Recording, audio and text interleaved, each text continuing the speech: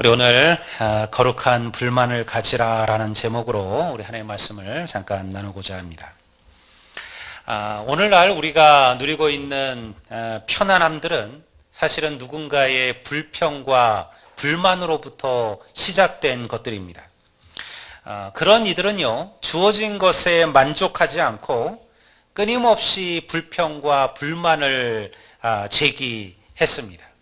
그들의 불만이 기업을 움직이기도 하고 혹은 또 스스로 그 불만을, 그 어려움을, 불편함을 해소할 방법을 찾아내기도 했습니다. 한때 우리나라의 주부들이 가장 갖고 싶었던, 그리고 인기가 있었던 그 것 중에 하나가, 생활 가운데 하나가 스팀 청소기죠. 한국의 주부들에게 가장 어려운 것은 물걸레질을 하는 겁니다. 이게 무릎을 꿇고 그리고 해야 되니까 보통 어려운 일이 아니죠. 또 때로는 계속 뜨거운 물에 걸레를 빠르면서 닦아야 되기 때문에 대단히 불편한 방법이었습니다. 그런데 누군가가 이것에 대한 불평과 불만을 쏟아부었죠. 조금 더 편하게, 그리고 조금 더 쉽게 이것을 할 수 있는 방법이 없을까. 그래서 사실은 나온 것이 우리가 잘 알고 있는 한경희 씨가 처음으로 만들었던 바로 이 스팀 청소기입니다.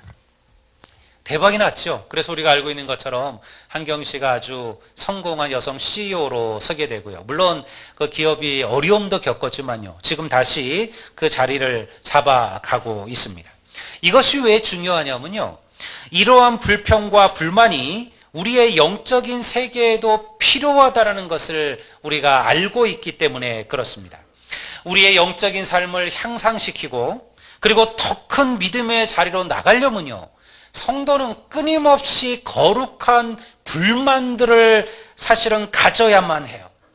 거룩한 불만이 없으면 믿음의 성장은 시작되지 않습니다. 왜 거룩한 불만일까요? 불만이 불만이지 이 불만이 어떻게 거룩한 불만이 될 수 있을까? 이 불만이 우리를 하나님께 더욱더 가까이 나아가게 만들기 때문에 그렇습니다. 그래서 저는 이 불만 앞에 이 거룩함이라는 말을 덧붙인 겁니다. 오늘 이 말씀, 오늘 우리의 말씀을 통해서 우리의 심령 속에, 그리고 내 자신에 대하여, 그리고 교회에 대하여 우리 거룩한 불만들이 시작이 되고 그것으로 말미암아 우리가 더 하나님 앞에 성장하는 위대한 변화가 우리 가운데 나타나게 되기를 주의 이름으로 축원합니다. 우리가 오늘 본문에 보면 바울이 자신에 대한 거룩한 불만을 시작하죠. 12절을 보면 이렇게 기록하고 있습니다. 내가 이미 얻었다 함도 아니요 온전히 이루었 함도 아니라 오직 내가 그리스도께 잡힌 바 된 그것을 잡으려고 달려가노라. 바울 정도 되는 사람이라면요, 내가 아직 다 이루지 못했다, 아직도 다 도달하지 못했다, 이렇게 얘기 안 해도 될 사람이죠. 그러면 이 정도면 내가 다 이루었다, 이 정도면 내가 충분하다, 그렇게 말할 사람이에요. 우리는 바울의 삶을 알잖아요. 그가 자기의 목숨을 걸고 전 세계를 다니며 하나님의 복음을 전했습니다. 자기의 전 생명을 바쳐서 예수의 사명을 감당했습니다. 예수님의 12제자 그 누구보다도 바울은요, 더 큰 사명을 감당했어요. 그가 쓴 서신서들을 보십시오. 2000년이 지난 지금도 성경이 되어서 수많은 이들의 심령과 마음을 움직이고 있지 않습니까? 그러니 바울 정도 되는 사람이라면요, 나는 이제 됐다, 이 정도면 충분하다, 이렇게 말할 수 있는 사람이었어요. 그런데 오늘 그가 뭐라고 얘기합니까? 그렇게 얘기하지 않아요. 바울은 자신에 대하여 거룩한 불만을 표출합니다. 나는 아직도 부족하고 아직도 모자르다. 나는 아직도 부족합니다. 나는 아직도 모자릅니다. 내가 하나님이 원하시는 믿음의 분량까지 자라려면 나는 아직도 한참 더 성장해야 됩니다. 이것이 바로 거룩한 불만입니다. 왜 거룩한 불만일까요? 이것은 다른 사람이나 혹은 교회에 대한 불평을 말하는 게 아니에요. 불평과 이 거룩한 불만은 달라요. 불만은요, 우리가 소위 말하는, 우리가 일반적으로 알고 있는 불평과 불만은 거룩하지 못합니다. 왜냐하면 이것들이 교회를 무너뜨리기 때문에 그래요. 이런 불평과 불만들이 사람들에게 큰 상처를 주기 때문에 그렇습니다. 우리가 친구들을 만나보면 또 사람들을 만나보면 꼭 그런 이들이 있잖아요. 특히 불평과 불만이 많은 이들이 있습니다. 그러니까 좋은 것들은 이야기하지 않습니다. 좋은 것들은 말하지 않습니다. 항상 그들의 눈에는 이 불평과 불만이 보이기 시작하죠. 만나기만 하면 사람들 가운데, 친구들 가운데도 뭐 사람들을 격려하는 친구들도 있지만요. 만나기만 하면 뒷담화, 뒷얘기하는 친구들이 꼭 있게 마련이에요. 근데 우리가 모두가 경험해봐서 알지만 참 뒷담화만큼 즐거운 일이 없어요. 이게 참 재밌는 일이에요. 뒷담화하면요, 시간 가는 줄을 몰라요. 누구 칭찬하고 누구 격려하고 누구가 잘 되고 그리고 축복해주고 감사해주는 얘기는요 10분을 넘기기가 어려워요. 근데 누가 뭐가 문제고 뭐가 잘못되고 걔가 어쩌고 저쩌고 뒷담하는 얘기는요 1시간 2시간을 해도 질리지가 않아요. 그게 우리의 안에 있는 이 악한 본성 가운데 사실은 하나거든요. 근데 여러분 그런 친구가 있으시다면 잘 생각하셔야 돼요. 이 친구가 얼마나 나를 믿으면 나에게는 저런 얘기를 할까? 그거 착각이셔요. 여러분이 없는 순간 그 사람은 여러분의 뒷담화를 하고 있어요. 그럼 100%예요. 여러분 우리가 인생을 살아보면 알아요. 불평과 불만이 많아지면요 결코 그것이 자기의 인생을 망가뜨려요. 그것이 자기의 인격이 되어버려요. 광야의 이스라엘 백성들을 생각해 보십시오. 그들은요 불평과 불만으로 가득한 이들이었습니다. 하나님께서 이스라엘 백성들에게 어떠한 은혜를 베푸셨습니까? 그들이 400년 동안 애굽의 이집트의 노예로 살았어요. 그런 이스라엘 백성들을 하나님께서 모세를 보내셔서 그들을 노예로부터 해방시키셨습니다. 홍해를 마른 땅처럼 건너게 하셨습니다. 하늘에서 만나를 먹이셔서 내리셔서 그들을 먹이셨어요. 그런데 성경을 보면요 민수기, 출애굽기, 레위기, 민수기를 보면 이 끊임없는 이스라엘 백성들의 불평과 불만이 기록되어져 있어요. 어디까지 나갑니까? 민수기에 보면 그들이 이렇게 얘기해요. 야, 왜 하나님이 우리를 이 메마른 광야에 인도해서 여기서 우리를 메말라 죽게 하느냐? 그리고 더 붙여요. 차라리 예전 애굽에서 종노릇 할 때가 좋았다. 이게 이스라엘 백성들의 불만과 불평이었어요. 하나님께서 그들에게 베푸셨던 그 은혜, 그 사랑, 여러분 그 기적은 기억하지도 않았어요. 그저 지금 배고픈 거, 지금 불편한 거, 지금 목마른 거, 여러분들 그들은 그것만 쏟아부었죠. 성경이 뭐라고 기록합니까? 그들이 결코 광야에서 불평 가운데 죽어갔다라고 기록하고 있습니다. 이것은요 죄악된 불만이에요. 이것은 우리를 망치는 불평이에요. 그런데 거룩한 불만은 달라요. 거룩한 불만은요 다른 사람, 다른 누구에 대한 불만이 아니에요.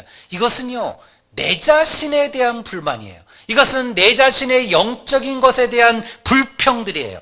하나님이 원하시는 믿음의 분량만큼 잘하지 못하는 내 자신에 대한 불만이 바로 거룩한 불만이에요. 또 더 열정적인 예배와 기도와 그리고 넘치는 말씀의 은혜로 살아가지 못하는 내 자신에 대한 불만이에요. 성도들을 향한 사랑과 구원할 영혼 구원의 열망을 잃어버린 내 자신에 대한 불만족이에요. 바로 이것이 거룩한 불만이에요. 이런 것들이 우리 안에 끊임없이 일어나야만 해요. 왜? 이 거룩한 불만이 우리를 나아가게 만들고 성장하게 하는 거예요. 교회는, 성도는 그래서 끊임없이 이 자신에 대한 이 불평과 불만을 가지셔야 돼요. 그 자리에 머물러 계시면 안 됩니다. 여러분 그것은 자라나지 못합니다. 그러나 우리가 거룩한 불만을 가지면요 믿음은 우리를 성장시킨다라는 거예요. 그것이 거룩한 불만의 첫 번째 요소예요. 바울이 13절에서 거룩한 불만을 가지기 위한 첫 번째 요소를 설명하죠. 이렇게 얘기합니다. 형제들아, 나는 아직 내가 잡은 줄로 여기지 아니하고 오직 한 일, 즉 뒤에 있는 것은 잊어버렸다. 우리가 영적으로 성장하고요. 그리고 하나님께서 원하시는 자리까지 나아가려면 첫 번째 필요한 게 뭐냐면 뒤의 것을 잊어버리셔야 돼요. 지나간 것에 묶이지 말라는 것입니다. 바울은 위대한 승리와 역사들을 이루어내었습니다. 지금도 우리가 성지순례를 가면 바울이 세웠던 그 소아시아의 교회들을 다 돌아보지 않습니까? 그 소아시아, 지금 터키와 그리고 유럽, 그리스와 그리고 그 지역의 에페소와 고린도와 수많은 지역에 바울은 하나님의 교회를 세웠고요. 수많은 이방인들을 그리스도에게로 인도해 내었습니다. 근데 지금 바울이 뭐라고 얘기해요? 나는 지금 그것들은 다 잊었다. 나는 그것들은 다 더 이상 내가 기억하지 않는다. 그것은 과거의 것이라는 거예요. 바울은 과거에 붙잡혀 헌재를 사는 것을 원치 않았습니다. 왜 그럴까요? 오늘날도 여전히 많은 성도들은 과거에 붙잡혀 그리고 살아가죠. 우리가 소위 말하는 왕년의 이야기예요. 물론 우리가 하나님을 떠나 세상에서 살아갈 때 왕년 얘기 정도는 할 줄 알아야죠. 그건 인생의 추억이니까요. 근데 믿음은 달라요. 세상에는 왕년이 우리의 추억이지만 믿음은 절대 왕년을 먹고 살지 못합니다. 나의 왕년에 어떠한 은혜, 어떠한 축복, 어떠한 헌신, 어떠한 봉사, 그것은 그렇게 중요하지 않습니다. 저만 보면 여전히 왕년을 얘기하는 분들이 있어요. 제가 성도들을 만나보면 그렇습니다. 왕년에 그가 얼마나 열심히 봉사하고 얼마나 충성하고 얼마나 새벽 기도를 하고 얼마나 금식을 하고 얼마나 주를 위하여 많은 것을 바치고 헌신했는가를 이야기하죠.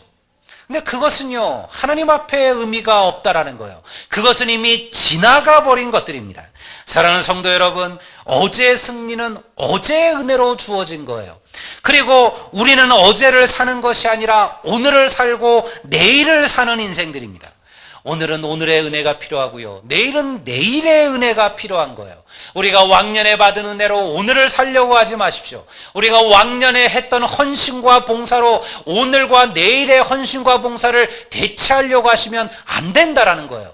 오늘은 오늘의 은혜, 오늘의 봉사, 오늘의 헌신이 필요한 거예요.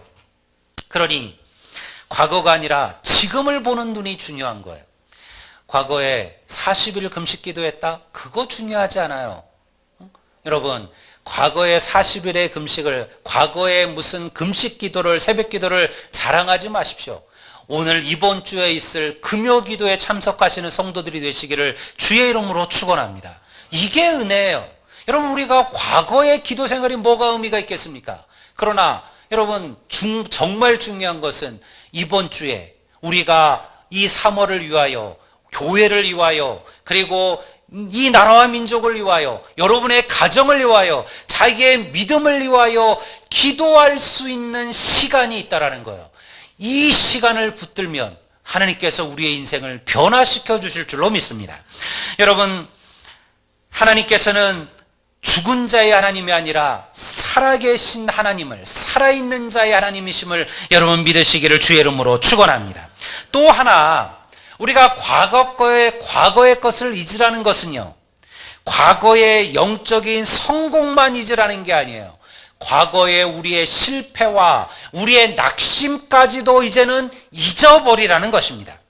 어떤 성도들이 지나친 과거의 삶에 묶여서 살아가고 있다면요, 어떤 성도들은요, 지나친 과거의 낙심과 실패에 붙잡혀 살아가고 있어요. 목회를 하면서 많이 듣는 이야기가 그런 이야기 아닙니까? 목사님, 그거 다 해봤는데 필요 없습니다. 소용없습니다. 우리도 다 해봤는데 다 실패했습니다. 그렇게 이야기하는 이들이 있습니다. 목사님, 정말 열심히 기도도 하고 예배도 하고 봉사도 하고 말씀도 사모하고 헌신도 했는데 목사님, 저는 아무것도 이루어진 게 없습니다. 하나님은 내게 아무것도 응답하지 않으셨습니다. 라고 낙심하는 이들도 많다라는 거예요. 그럴 수 있죠. 우리가 인생을 살아가면서 우리가 정말 믿음으로 열심히 살았고 충성하고 헌신했는데 불구하고 내가 원하는 만큼, 우리의 기대만큼, 우리의 소망만큼 그렇게 일이 펼쳐지지 않고 열려지지 않았을 때가 있었을 것입니다. 그러나 여러분, 그것은 과거의 일입니다. 그것이 오늘 우리의 이야기가 아닙니다. 앞으로도 그렇게 된다는 것이 아닙니다. 중요한 것은요, 과거가 아니라 현재라는 거예요. 실패한 일에 붙잡혀서 아무것도 하지 않으려고 해서는 안 된다라는 거죠.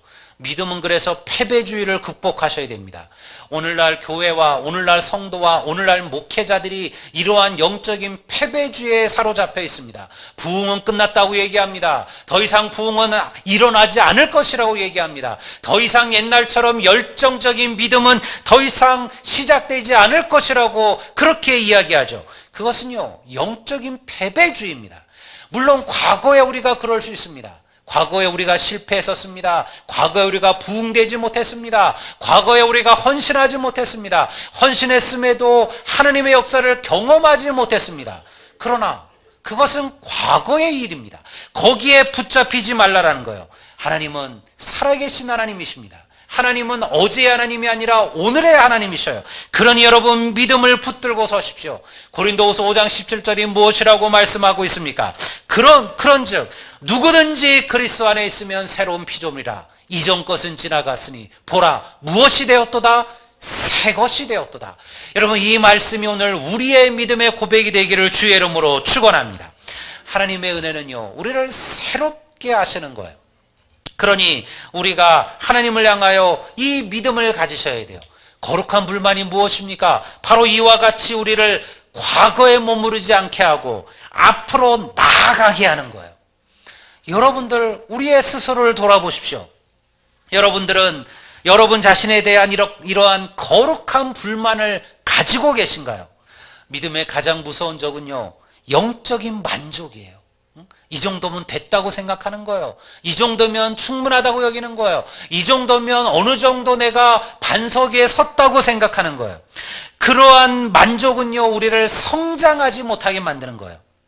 일주일에 단 한 번 주일 예배로 만족하고 있다면 여러분 절대 믿음은 자라지 못합니다. 기도하지 않고 말씀을 듣지 않고 그리고 말씀을 묵상하지 않아도 아무런 문제가 없다고 여기시고 계시다면 여러분 우리의 믿음은 자라나지 못하는 거예요. 그 믿음은 죽어있는 믿음이에요. 내 안에 하나님을 알지 못하는 일에 대한 안타까운 궁율과 안타까움이 없다면 내 영혼은요 지금 마비되어져 가고 있는 거예요. 우리가 예수님을 처음 만났을 때는요 그렇게 살아도 괜찮아요. 일주일에 한 번 겨우 예배 드려도요. 혹은 여러 주를 빠졌다가 그리고 다시 믿음의 자리로 돌아오셔도 그것만으로 괜찮죠. 매 순간 어떻게 기도와 말씀의 삶을 살아가겠습니까? 믿음을 처음 시작하는 이들이 어떻게 10의 1조를 드리겠습니까? 믿음을 처음 시작하는 이들이 어떻게 새벽 기도를 사모하시겠습니까? 여러분 그때는요 그저 다른 이들의 섬김과 대접을 받으면서 그렇게 믿음의 삶을 시작하는 것이 당연한 거예요. 그렇게 해서 믿음의 자리를 첫 걸음을 내딛는 거예요. 하지만 수년의 시간이 지난다면요, 하지만 더 많은 시간이 흘러간다면 달라져야 되죠. 조신자가 아니라 집사님이 되시고 교회의 사명자가 되시면 달라져야 되지 않겠습니까? 히브리서가 성도들에 대해서 무엇이라고 말씀합니까? 우리가 히브리서 5장 12절을 보면요 이렇게 하나님의 말씀을 기록하고 있습니다. 다 같이 한번 한 목소리로 같이 한번 읽어 보시겠습니다. 때가 오래되었으므로 너희가 마땅히 선생이 되었을 터인데 너희가 다시 하나님의 말씀의 초보에 대하여 누구에게 가르침을 받아야 할 처지이니 단단한 음식은 못 먹고 젖이나 먹어야 할 자가 되었도다. 여러분 이게 우리에게 찔림이 되는 말씀이 되어야 한다는 거죠. 하나님의 말씀의 경고입니다. 성도는 자라고 성장해야 된다는 거예요. 믿음이 오랜 시간이 흘렀음에도 불구하고 아직도 그저 젖밖에 먹을 수 없는 어린아이로 남아있으면 안 된다라는 거예요. 우리 주일학교나 우리 중고등부, 우리 믿음을 처음 시작한 우리 중고등부는 사실 아직은 다 믿음의 어린아이들이에요. 믿음을 처음 시작한 아이들이 태반들입니다. 얘네들이 여기 주일 오전 예배 때 이렇게 앉아서 설교 듣는 게 쟤네들은 사실은 고역일 수 있어요. 이게 무슨 말인지도 못 알아들을 수 있고요. 분명히 그럴 수 있어요. 근데 저도 그렇게 시작을 했어요. 저도 어렸을 때 때로는 억지로 가기 싫은 예배를 목사님의 아들이었으니까요. 빠질 수는 없으니까 그렇게 드리면서 믿음을 키워갔어요. 어느 순간 말씀이 조금씩 내 귀에 들어오기 시작하고 내 마음에 새기기 시작하는 거예요. 그러면서 더욱더 든든한 자리로 세워져 가는 거죠. 우리가 장성한 자의 믿음에 서기를 원하신다면 계속 젖만 먹고 있는 어린아이로 남아있으면 안 돼요. 단단한 음식은요, 먹기에 쉬운 음식은 아니에요. 어린아이들이 젖을 먹이는 이유가 무엇입니까? 그것이 먹기에 편하기 때문에 그래요. 쉽게 소화시킬 수 있기 때문에 그렇죠. 그렇다고 해서 아이들에게 여러분들 10살, 20살이 되도록 젖만 먹이면 그 아이들이 자라날 수 있을까요? 아니요. 그렇게 해서는 아이들이 성장할 수가 없습니다. 여러분, 우리가 장성하려면요, 이제는 어느 순간 젖을 끊어야 돼요. 그리고 단단하고 거친 음식을 먹어야 돼요. 그게 소화시키기가 어렵죠. 때로는 젖보다 맛이 없을 수도 있어요. 하지만 여러분, 그것을 먹지 않고 믿음이 자랄 수는, 그 아이가 성장할 수는 없다라는 거예요. 오늘날 우리 성도들이 여전히 어린아이의 자리에 머물러 계시면 안 됩니다. 여러분, 이제 자기의 믿음들의 연륜을 돌아보십시오. 내가 믿음의 자리에 섰는지를, 얼마가 됐는지를 보십시오. 내가 교회에서 어떠한 직분과 어떠한 위치에 서 있는지를 보십시오. 그리고 자기 자신들을 거기에 비추어 보십시오. 내가 그 자리에 합당한 그런 믿음의 분량에 서 있는가를 끊임없이 확인하셔야 돼요. 이것이 바로 거룩한 불만이에요. 내가 여전히 부족하구나. 내가 여전히 모자르구나. 내가 기도의 삶이, 내가 말씀의 삶이, 내가 헌신의 삶이, 내가 아직 어린아이의 수준이구나. 이것을 깨닫는 거예요. 이게 바로 거룩한 불만들이에요. 성경 공부들을 많이 신청하셨나요? 제가 지난주에 확인해 보니까 아직 그렇게 많이 하지를 않으신 것 같아요. 이런 것이 여러분, 단단한 음식을 먹는 거예요. 힘들죠? 수요일 날 시간도 걸려요. 수요일 날 교회까지 오려면 얼마나 막히는 시간들입니까? 그러니 여러분들 일찍 출발들 해야 돼요. 어렵지요? 시간을 투자하셔야 됩니다. 수요일 날 같은 날 또 사람들 만나고 또 식사도 하고 놀러도 가고 즐거움도 누리고 그런 시간들 아닙니까? 근데 그런 시간들을 끊어내고 교회에 나와서 하나님의 말씀을 듣는다는 거, 와서 듣는 게 무슨 재미있는 헐리우드 영화도 아니고, 그렇다면 모르겠지만 때로는 잘 알지도 못하는 말씀을 듣고 있어야 된다는 거, 이게 바로 거룩한 불만이에요. 이게 우리를 성장시키는 거, 이게 단단한 음식이거든요. 이게 거친 음식이에요. 이런 것들을 먹고 이런 것들을 마시면서 우리가 하나님이 원하시는 믿음의 자리에 세워져 가는 거예요. 우리가 이런 것에 대한 불만을 끊임없이 던지셔야 돼요. 오늘 우리 모두는 아직 다 부족합니다. 우리 가운데 누구도 이제는 되었다, 이 정도면 충분하다라고 말할 수 있는 인생은 아무도 없습니다. 우리는 끊임없이 내 자신에 대한 거룩한 불만을 품고 한 걸음 한 걸음 나가기 위하여 노력하고 애쓰는 삶을 살아가시는 거예요. 가장 중요한 것은요, 자기를 속이는 삶을 살아서는 안 된다라는 거예요. 지금의 자리에 만족하지 마십시오. 이것으로 충분하다고 생각하지 마십시오. 이것으로 다 되었다고 생각하지 마십시오.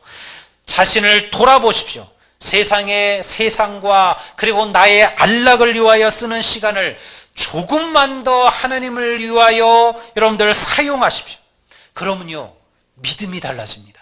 우리의 삶의 수준이 달라지는 거예요. 하나님이 원하시는 위대한 하나님의 복들을 볼 수 있는 눈이 생기는 거예요. 지금까지 내가 하나님을 위하여 헌신하고 충성해도 나는 하나님의 축복을 보지 못했습니다라고 말했다면, 혹시 여러분들이 만족하며 산 것은 아닌지를 돌아보십시오. 불평을 가지십시오. 내 자신을 돌아보십시오. 문제 많은 내가 변화되면요, 가정이 변화되는 거예요. 문제는 다른 이들에게 있지 않습니다. 여전히 하나님 앞에 기도의 삶, 말씀의 삶, 예배의 삶을 살아가지 못하는 내게 문제가 있는 거예요. 그런 나를 돌아보시고 그런 내가 변화되면요, 가정이 변화됩니다. 여러분들, 내가 만나는 사람들이 변화됩니다. 내가 살아가는 지역이 변화됩니다. 그리고 이 나라와 이 민족이 변화될 줄로 믿습니다. 우리 끊임없이 이 거룩한 불만을 가지고 우리 자신들을 돌아보시고, 그리고 하나님께 나아가고자 하는, 하나님께 매진하고자 하는 그러한 성장하는 우리 아들령 교회와 우리 성도들이 되시기를 우리 주의 이름으로 축원합니다.